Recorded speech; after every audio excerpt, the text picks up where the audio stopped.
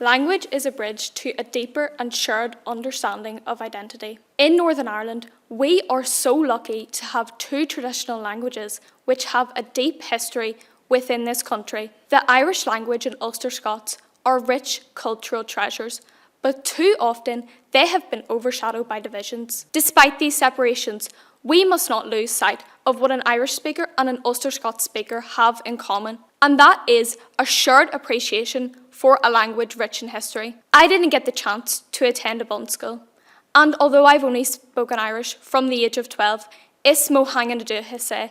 It is my native language, and it is the language that my ancestors spoke, and the ancestors of many people in this room had spoke. And I understand that there are people in this country who would consider Ulster Scots to be their native language as well. And that is of equal significance as the importance of Irish to me. As the well-known saying goes, Tír gan teanga, tír gan anam, a country without a language is a country without a soul. Irish isn't just a language to me, it is the history of this nation, and it is my duty and privilege to carry it on to the next generation. According to the United Nations, it is estimated that an Indigenous language dies every 14 days. Every 2 weeks, there are countries and areas all over the world which lose out on the opportunity to speak their native language. Personally, I think this is an alarming statistic, and this shouldn't happen anywhere, but particularly here in Northern Ireland. Here is another noteworthy statistic. It is estimated that by the year 2100, more than half of the world's languages will become extinct. 4,500 is the number of languages that will become extinct in only 75 years. Therefore, the preservation of these two languages is vital for their survival. By learning these languages, we are not just preserving them for future generations, but we are able to gain a valuable skill from this as well. Multilingualism, being able to speak more than one language. And it is a skill that is often overlooked in today's society. In fact, it is not just a skill, it is a gift. Increased cognitive abilities, enhanced communication skills, more job opportunities. The list goes on and on. Who wouldn't want to learn one of these traditional languages? As I said, it's more than being able to speak more than one language. It can allow for people to connect with our heritage as well, as Irish dates back to the 5th century, making it one of the oldest and written historical languages in this world.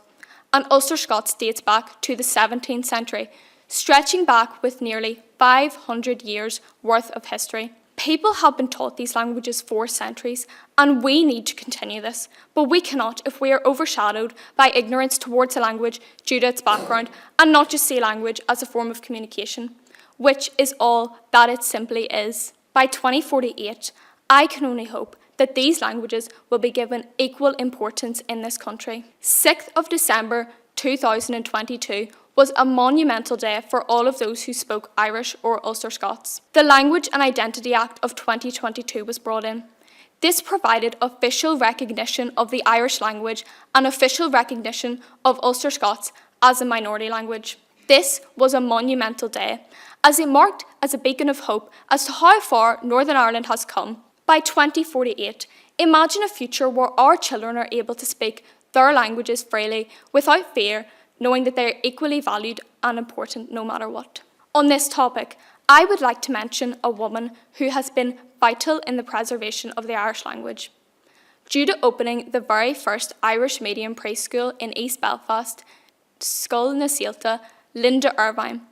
If you are unfamiliar with Linda Irvine, she is an Irish language activist who has worked tirelessly over the past decade to challenge the typical view that certain languages only belong to one community, particularly here in Northern Ireland. Through her tireless efforts, she has managed to create a project called TORLEY, meaning Journey in Irish.